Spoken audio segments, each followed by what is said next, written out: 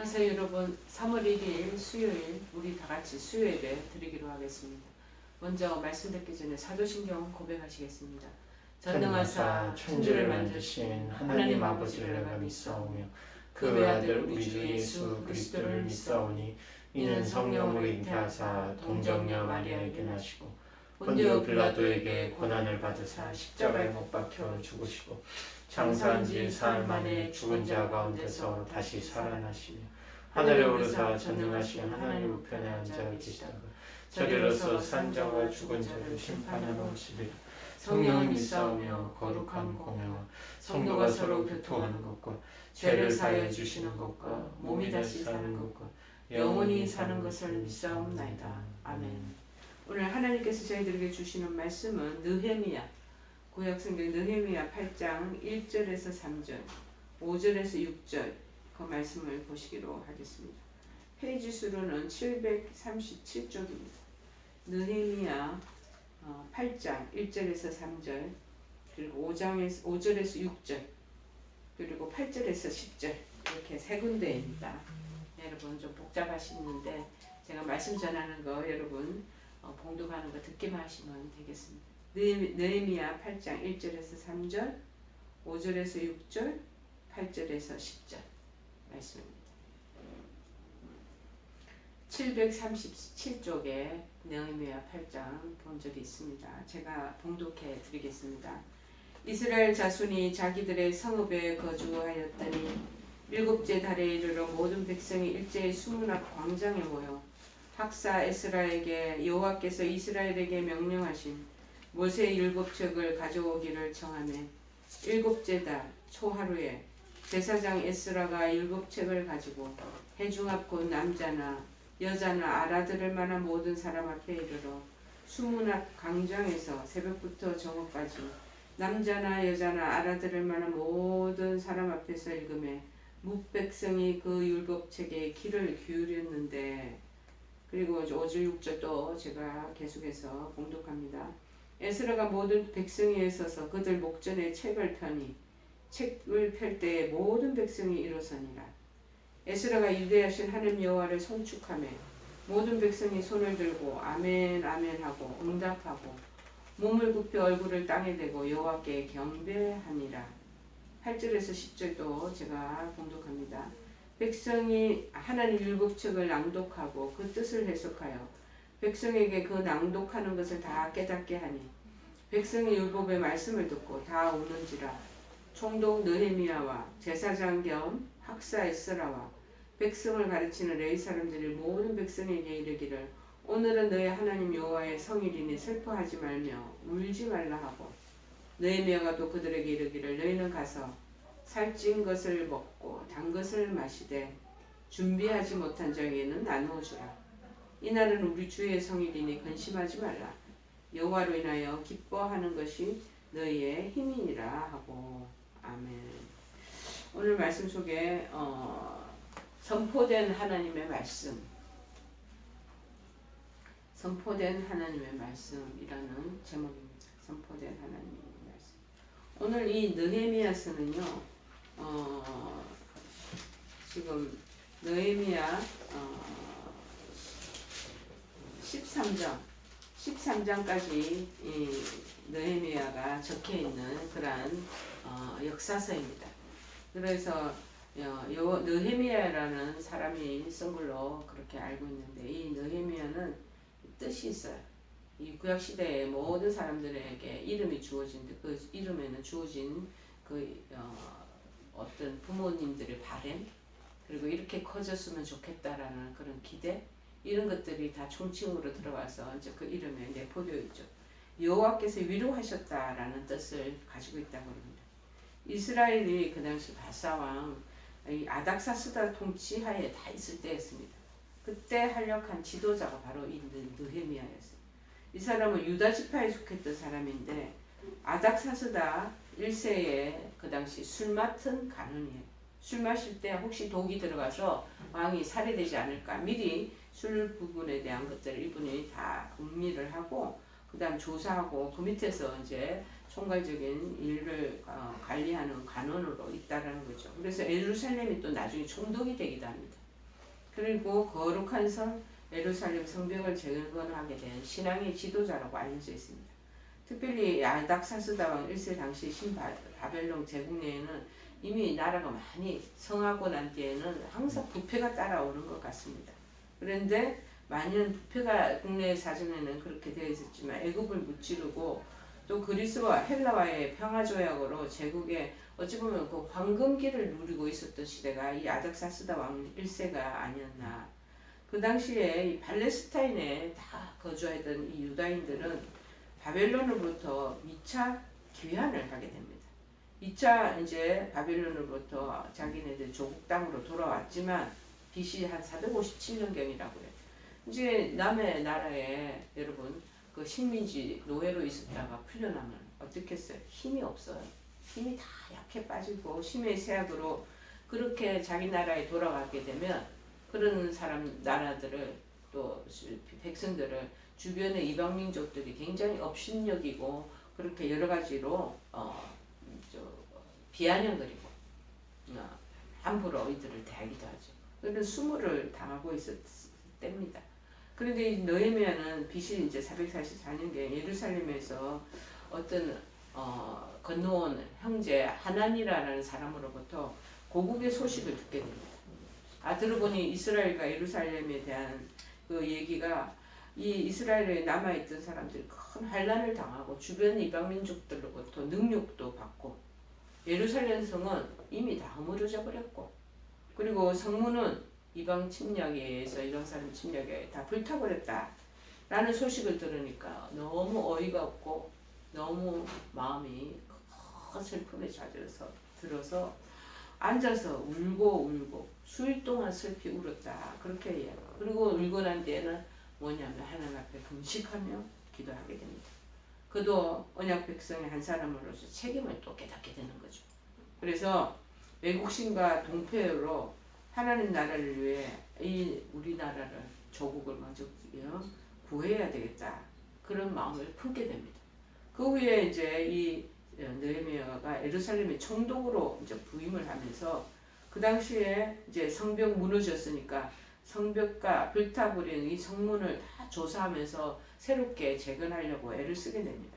그런데 그런 좋은 일을 하게 되면 또 주변의 사람들이 반대 세력들도 있겠죠. 그 당시 산발락, 도비야 이 반대 세력의 모의를 받게 되고 방해도 그리고 심지어 이 느헤미야를 죽이려는 암살 계획에 그렇게 놓여 있게 됩니다. 그럼에도 불구하고 51일 동안에 한 달 반 동안에 놀라운 속도로 성벽을 완성하게 됩니다. 그리고 나중에 총독의 임기가 끝납니다. 끝나자 그는 아닥사스다에게 다시 돌아갔지만 BC 432년 2차 때 또다시 귀국을 하게 되면서 그 당시 바사왕 다리오 치세의 말기까지 예루살렘에서 거주를 하게 됩니다. 이 느헤미야라는 사람은 굉장히 탁월한 행정력과 조직력을 갖춘 지도자로서 알려져 있습니다. 그래서 하나님 백성 이스라엘 민족을 향한 거룩한 하나님의 뜻을 이분이 먼저 통찰하고 있었던 것이죠. 그리고 이 느헤미야의 모든 결정들은 그 사람 자체의 지혜도 넘쳐났겠지만 하나님께서 그에게 특별히 은사를 주셔서 선견지명 미리 모든 것을 알도록 하나님께서 여러 가지 정황들을 보여주시면서 그리고 이 사람의 행동은 결의에 차 있었고 신앙적으로 모든 것을 이끌어가고자 하는 그런 아주 투철한 신앙인이었습니다. 이 느헤미야의 우리가 이 태도를 보면 이분이 그 마음에 사심이 없어. 거짓이 없는 동포에 우리나라를 살리고 우리 백성들을 구해야 되겠다. 애국심 이런 것들이 그 안에서 늘 불타올랐고 또 그리고 성품적으로 굉장히 강철 같은 의지가 있었어요. 일체의 타협 이거를 거부하는 사람이었습니다. 그래서 축성 사업에 대한 각종 방해 공작이 있었고 여러 가지 조롱과 협박에도 불구하고 기도하면서 절대 굽히지 않고 결단력으로 공사를 강행해서 성벽 재건을 해나갔던 것으로 아주 알려져 있습니다. 그리고 이 느헤미야는 어려운 일을 만날 때마다 누구보다 기도를 많이 했던 사람이고 기도를 해나갔다 그렇게 우리가 알고 있습니다. 그런데 이 에스라는 사람, 이 우리 본문에 나오는 이 에스라는 사람이 학사 에스라 그러고 나와 있는데 이분도 좀 우리가 알기를 원합니다. 에스라는 이 뜻이 이분의 여호와의 도움이다라는 뜻을 가지고 있다. 이 사람은 대제사장 아론의 후손이래요. 그리고 사도 계열의 그 제사장 직분을 가지고 있는데 아직 그 당시에 율법학자 출신이라 특별히 2차 포로를 귀환할 그때에 유대인들을 다 인솔한 지도자 중에 한 사람이었다는 것이죠. 그래서 느헤미야의 주도하에 이루어진 그 당시 또 제3차 포로 귀환이 있었나 봐요. 그때 이후에도 유다 백성들이 이미 노예 생활하면서 바벨론에 끌려가고 그런 여러 가지 포로 생활을 하면서 여러 가지 하나님에 대한 신앙도 잊어버렸고 말씀을 또 다 이것들이 망각하고 있었기에 율법 교육도 시키고 계획 운동을 이끌어가는데 앞장섰던 선구자 역할을 했던 사람입니다. 율법에 익숙한 학자이고 제사장이죠. 그래서 율법을 꾸준히 연구하면서 연구한 것을 백성에게 또 가르치고 그리고 마땅히 그가 이제 백성들의 잘못을 자신의 죄인이나 애통해하며 회개하는 모습이 성경 이곳저곳에 곳곳에 보입니다. 자, 그 내용을 여러분 먼저 이 머리에 입력을 하고 말씀을 보시면 이해가 더 크게 될 것입니다. 오늘 본문에 이것을 다시 한글 표준 세번역 성경에 보면 이렇게 나와 있더라고요. 7째 달이 되었고 이스라엘 자손들이 모두 자기 마을에 있었다. 그때 모든 백성이 수문앞 광장에 일제히 모여서 학사 에스라에게 여호와께서 이스라엘에게 명령하신 모세의 율법책 토라를 가져오기를 청했다. 7째 달 1일에 제사장 에스라가 남녀 회중과 그 당시 모든 알아들을 만한 사람 앞에 율법책을 가지고 나갔다. 3절에 보니까 그래서 수문 앞 광장에서부터 새벽부터 저녁까지, 그러니까 우리나라에 지금 보면은 뭐 여의도 광장이라든지 안 그러면 강화문 앞에 있는 그 광장에서 새벽부터 저녁까지 남녀와 알아들을 만한 모든 사람을 세워놓고 율법책을 읽어 나갔죠. 그래서 모든 백성이 그 율법책에 귀를 쫑긋하고 기울이고 있었던 것입니다. 그래서 5절에 에스라가 그 백성에 있어서 그들이 보는 앞에서 책을 탁 펴니다. 이제 시작하려고 책을 폈는데 책을 펴니까 모든 백성이 우르르 일어나는 거예요. 여러분 강화문 앞에 백성들이 쫙 줄 서 있다가 앉아 있다가 그 다음에 이 에스라가 율법책을 딱 펼치고 그렇게 하니까 그 두루루 일어나는 하나님 말씀을 믿는다 이거예요. 하나님 그 말씀에 그거 하나님에 대한 존경 그리고 존귀함을 드러내고 경의를 드러내는 거죠. 그래서 에스라가 이대하신 하나님 여호와를 찬양합니다. 그랬더니 모든 백성이 손을 들고 아멘 아멘하고 응답을 하게 되고 몸을 굽혀 얼굴을 땅에 대고 여호와께 경배했더라. 8절에 보니까는 그래서 하나님 율법책을 잘 낭독하고 그 뜻을 다 해석해서 백성이 그 낭독하는 것을 다 깨닫게 해주는 거예요. 백성들 지금도 우리도 말씀을 읽으면 잘 모를 때가 많잖아요. 근데 성경학자들은 연구하시는 분들은요 그걸 다 연구를 해서 그분들이 알아듣도록 그걸 깨우치는 거예요. 교회 목사님들 성경 공부할 때 알아듣도록 이렇게 깨우치는 그 연구자의 위치에 있지 않습니까? 그래서 9절에 그런데 백성이 율법의 말씀을 듣고 다 울었다고 그렇게 말하고 있습니다. 그러자 총독 느헤미야와 제사장 겸 학사 에스라와 백성들을 가르치는 레위 사람들이 모든 백성에게 말하기를 오늘은 너희 하나님 여호와의 거룩한 날이니 슬퍼하지 말고 울지 말아라. 그렇게 말하면서 10절에 느헤미야가 또 그들에게 이르기를 너희는 가서 살찐 것을 먹고 단 것을 마시되 준비하지 못한 자에게는 서로 나눠주면서 골고루 서로 분배하면서 먹으라는 거죠.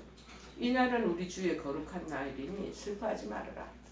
여호와를 기뻐하는 것이 너희의 힘이다. 라고 이제 이 장절에서 말씀하고 있습니다.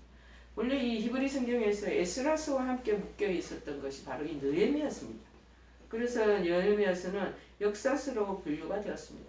그런데 역대기와 관련된 성경들은 우선 그 내용들이 보통 다반사로 포기로기에 어지럽고 그 다음에 혼란스러운 상황을 많이 적어놓고요.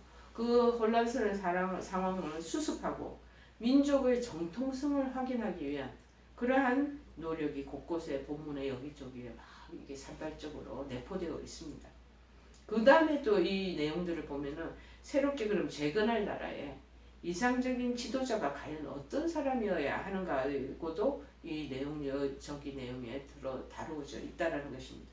이런 기조들이 역사서에 많이 흘러나가고 있는데 느헤미야서의 본문에도 그대로 그 맥락이 흘러나오고 있습니다.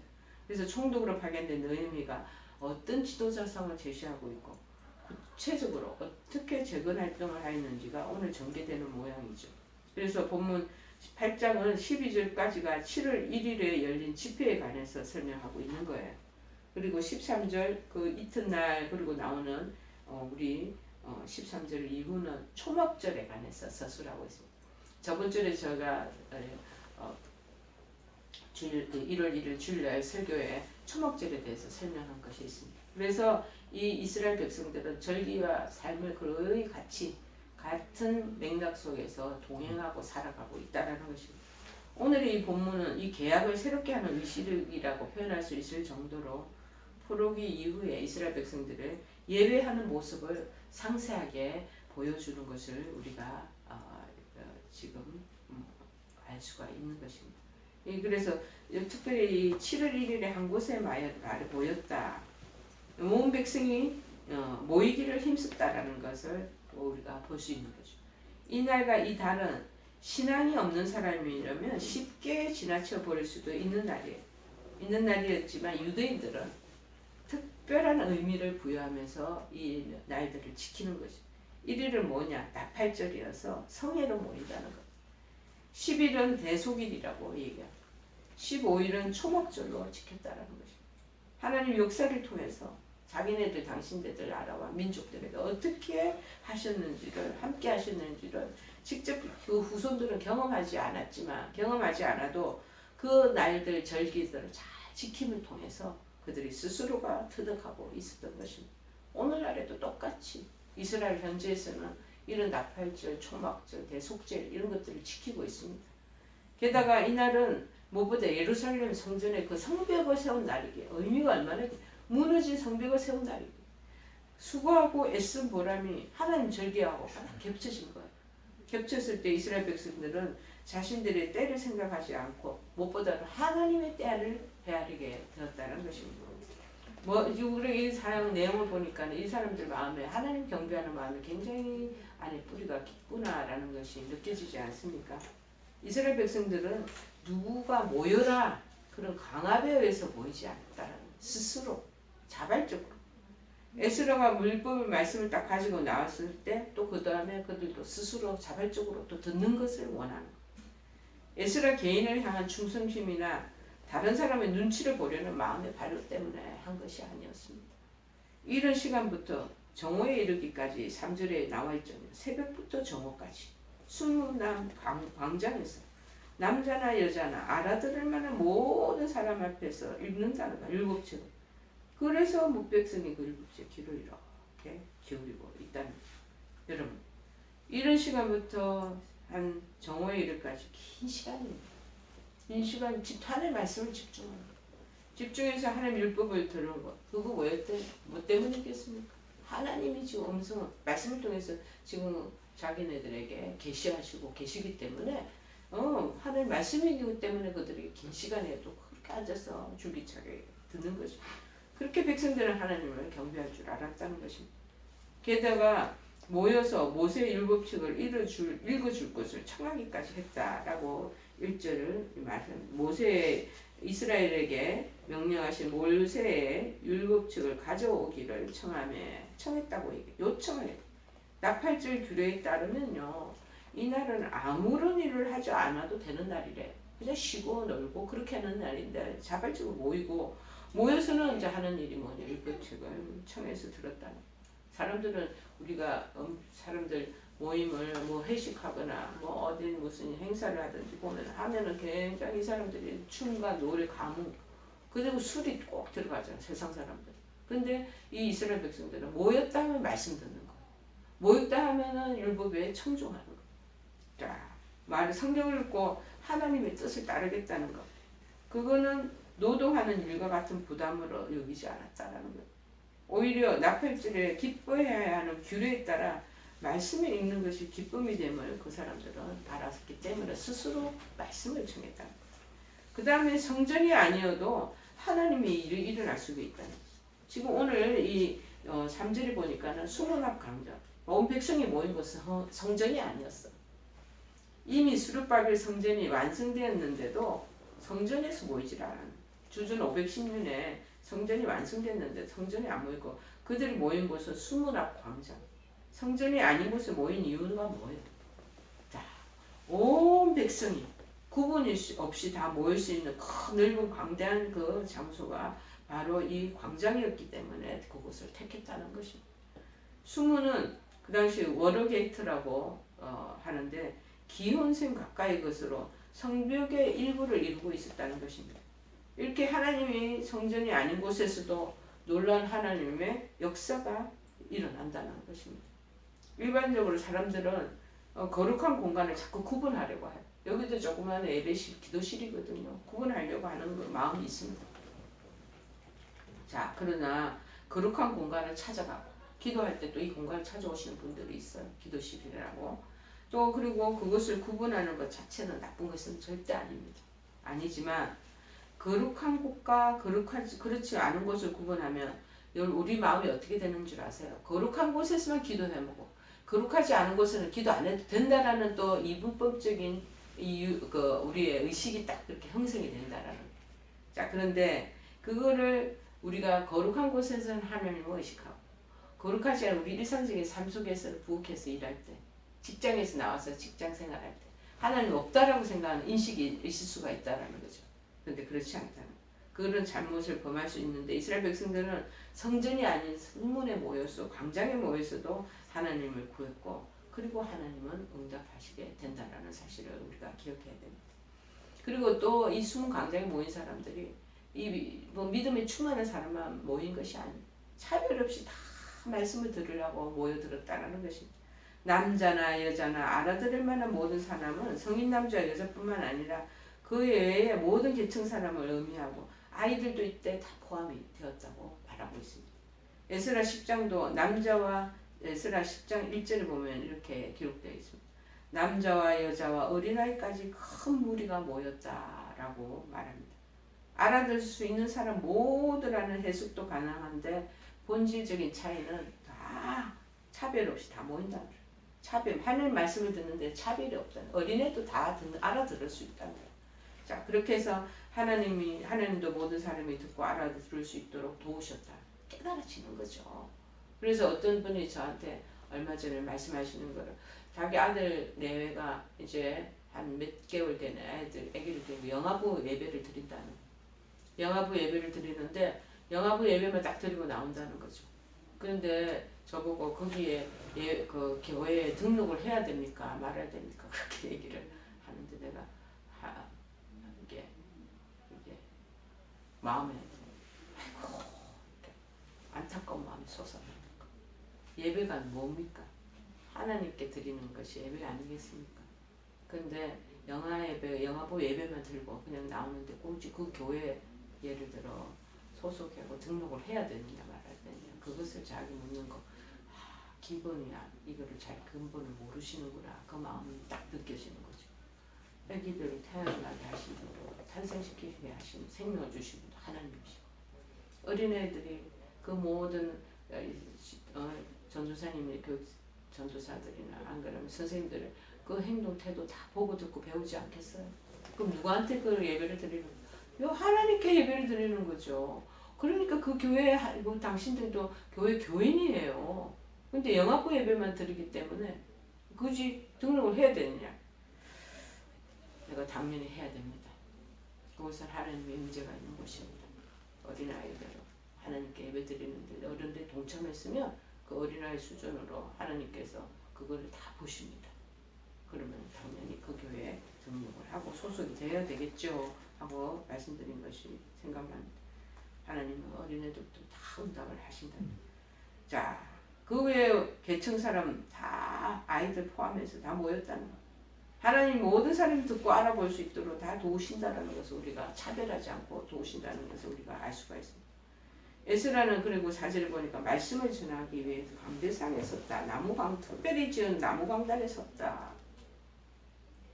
원래 이 나무 강단을 망대라는 의미를 가지고 있대요. 이 강단은 보다 말씀을 효율적으로 전하기 위해서 준비되었겠죠. 우리 저희들도 주일날 옆에 나무로 만든 광대상이 있습니다. 광대산에서 하나님 말씀을 효율적으로 전하기 위해서 서게 되잖아요. 에스라가 근데 율법책을 읽을 때 펼 때 벌써 일어서는 모습도 보이죠. 하나님에 대한 자발적인 마음이죠. 하나님께 은혜를 받은 우리는 반응을 해야 돼요. 주신 것에 감사해서 하나님께 우리 마음을 드러내야 합니다. 익스프레스 해야 됩니다.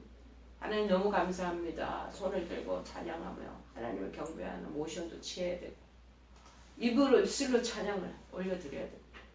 기도할 때 응답해 주셨으니 너무 고맙습니다. 그 감사의 표현도 하고 감사의 헌금도 드리고 우리가 하는 그 모든 그 리액션을 하나님 다 보신다는 이 반응을 자발적인 반응이 딱 성경상 강대상의 말씀을 펴니까 딱 일어나죠. 주신 것을 감사하며 우리 하나님께 마음도 드리고 이랬을 뿐만 아니라 말씀을 듣고 뭐라고 그럽니까? 아멘 아멘. 6절에 보니까 아멘 아멘 하고 몸을 굽혀 얼굴을 땅에 대고 여호와께 경배하는 모습이 나오지 않겠습니까? 여러분 백성들을 말씀 듣고 입술로 드리는 헌신의 제물이에요. 아멘 아멘. 저도 그렇게 될 줄을 믿습니다. 이 말씀이죠. 아멘이라는 말의 뜻이 진실하다, 진실됩니다. 그 말씀이 진리입니다. 들려주신 그 말씀대로 나 앞으로 살겠습니다. 이 다짐의 표현이죠. 나아가 자신들의 헌신을 더 적극적인 방법으로 표현하는 게 뭐냐? 손을 들고 몸을 굽혀 하늘에 땅에 얼굴을 대고 하나님께 경배하는 습관 굉장히 중요합니다. 그러나 하나님 앞에서 우리가 잘못하면 습관이 독이 되게 할 때도 있습니다. 우리가 예배 드리면서 철글 들을 때 입으로 그냥 아멘하는 그냥 메아리치는 후렴구로 아멘하는 경우가 습관적으로 하는 경우가 있다면 재고해야 됩니다. 다시 생각해 봐야 합니다. 습관적인 아멘이 아니라 삶으로 아멘하고 나 굳은 의지로 오늘 말씀대로 그대로 살아야지 하고 난 진실되게 그 길 따라가야지 하는 말씀에 응답이 되어야 된다는 이런 상호작용은 사회에 우리 생활을 할 때도 형성하는 기본 원리. 내가 전화를 했으나 말을 하고 이러면 그 대상이 되는 사람도 적절한 반응을 해줘야 됩니다. 상담을 할 때도 마찬가지. 막 지금 그런데 와서 내담자고 와서 막 얘기를 하면 상담자는 그게 대해서 눈도 껌뻑여주고 고개도 기울여주고 걷덕여주고 알겠다. 네.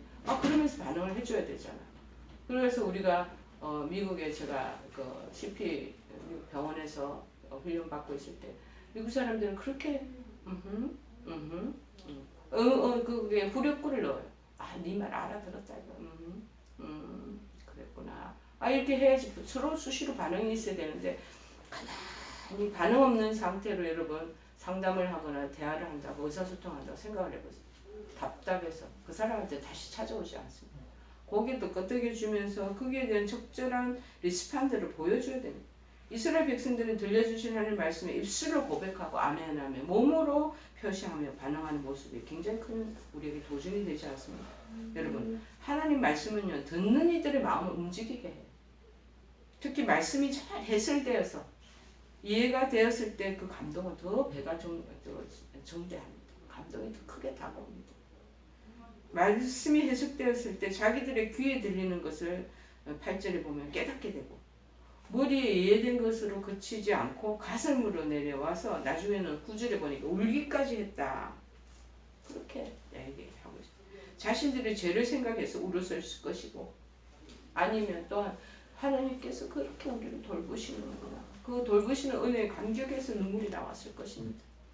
자, 그런데 말씀을 들음으로 정화된 마음이 죄를 자복하게 되고 하나님 은혜를 되새기게 하는 거죠. 이런 사람들에게 하나님 주신 선물은 뭡니까? 12절에 보면 기쁨이라는 선물을 주시오. 기쁨이. 그런데 이 기쁨은 개인만을 위한 것이 아니에요. 살찐 것을 먹고 단 것을 마시는 것. 이것을 준비하는 자와 함께 해야 할 일입니다. 10절에 보면 이 말씀을 들은 사람들은 남자, 여자, 성인뿐만 아니라 그 외의 모든 연령대를 다 총괄 포함해야 됩니다. 신앙의 공동체 늘 함께 말씀을 들을 때 새롭게 자꾸 재건이 됩니다. 이들은 울고 웃고 풍성하게 나누는 공동체의 역할을 다 해야 된다는 것입니다. 여러분 무엇보다도 말씀 읽는 거 우리가 이게 힘들다고 그러는데 고된 일 아니에요. 이 나팔질과 같이 안식하며 기뻐해야 하는 날 하는 말씀을 듣는 것을 이들이 요청하고 있잖아요. 율법은 우리를 옥조이고 구속하려고 하는 것이 아니라 우리에게 기쁨을 주는 기쁨의 원천이 된다는 것을 기억하셔야 될 것입니다. 하나님 율법을 잘못 생각하면 짐으로 여길 수도 있습니다. 종교 신앙생활하는 것을 참 힘들어하는 사람이 있습니다.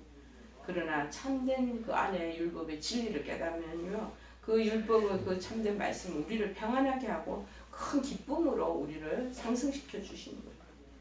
여러분, 그래서 무엇보다도 기쁨이 우리를 소생케 한다는 것을 기억해야 할 것입니다. 말씀 들은 장소와 일반 교회 성전 안에서 드린 게 아니고 일단 큰 광장에서 그렇게 얼마든지 일상의 공간에서도 하나님과 만날 수 있고 이런 기쁨을 우리가 누릴 수가 있다는 것이에요. 중요한 것은 하나님을 만날 수 있는 야인지 장소나 환경이 아니라, 그래서 교회를 번듯번듯하게 크게 지어도 무엇보다도 우리가 주일날 일주일 주일 예배만 드려가지고 될 일이 아니에요. 우리가 바깥에 생활해 나가는 시장터에서 사람들하고 장사하면서 주고받을 때, 교제할 때, 밥을 먹을 때, 어디에 가서 무엇을 할 때 하나님의 임재가 그곳에 나타난다는 것입니다. 느헤미야는 이 기쁨의 잔치가 계속 이어져야 할 것을 알았습니다. 그래서 집으로 돌아가서 그래서 살찐 것을 먹고 많은 것을 준비하면서 서로 나누어 먹어라. 그렇게 즐거워하라는 것을 말씀해주고 있지 않겠습니까? 기쁨을 회복하라는.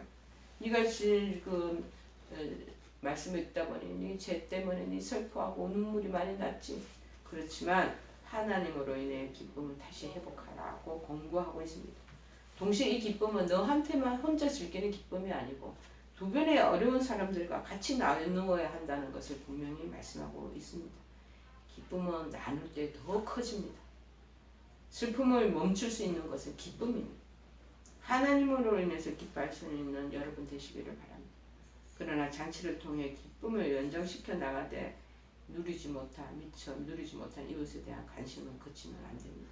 그렇게 자꾸 나누면 나의 기쁨도 2배, 3배, 4배로 자꾸 증대된다는 것을 오늘 이 느헤미야서 말씀을 보면서 우리가 깨닫습니다. 여러분, 말씀 안에서 무엇보다도 큰 기쁨과 내게 눈물을 흘리며 우리의 신앙이 날로 스스로 좀 성숙되어지고 성장되어지는 우리 모두가 되기를 간절히 축원해 드립니다. 우리 찬송가 500장 찬송하시겠습니다.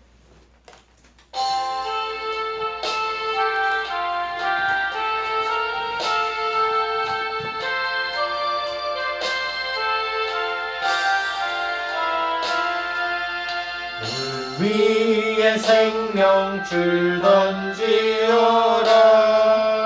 누가 저 형제를 구원하랴. 우리의 가까운 형제이니 이 생명줄 누구 다 던지려나. 생명줄 던져, 생명줄 던져, 물속에 빠져간다. 생명줄 던져, 생명줄 던져, 지금 곧 던지어라. 너 빨리 생명줄 던지어라. 형제여 너 어찌 지체하나. 보아라 저 형제 빠져간다. 이 구조선 타고서 속히 가라. 생명줄 던져, 생명줄 던져, 물속에 빠져간다. 생명줄 던져, 생명줄 던져, 지금 곧 던지어라. 넣어서 생명줄 던지어라. 저 형제 지쳐서 허덕인다. 시험과 근심에 거센 풍파, 저 형제를 입술로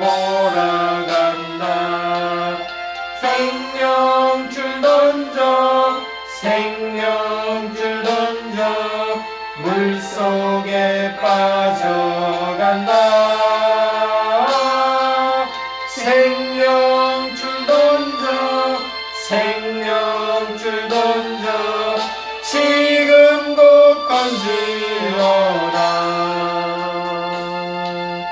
위험한 풍파가 곧 지나고 건너편 언덕에 이르리니 형제여 너 어찌 지체하나 곧 생명줄 던져서 구원하라.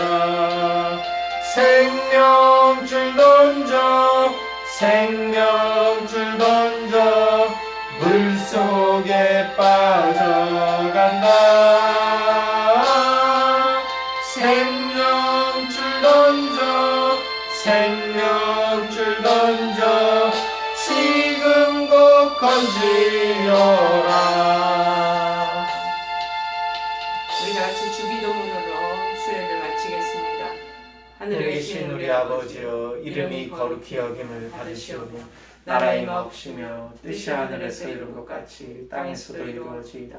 오늘날 우리에게 일용할 양식을 주옵시고 우리가 우리에게 죄 지은 자를 사하여 준 것 같이 우리의 죄를 사하여 주옵시고 우리를 시험에 들게 하지 마옵시고 다만 악에서 구하옵소서. 대개 나라와 권세와 영광이 아버지께 영원히 있사옵나이다. 아멘.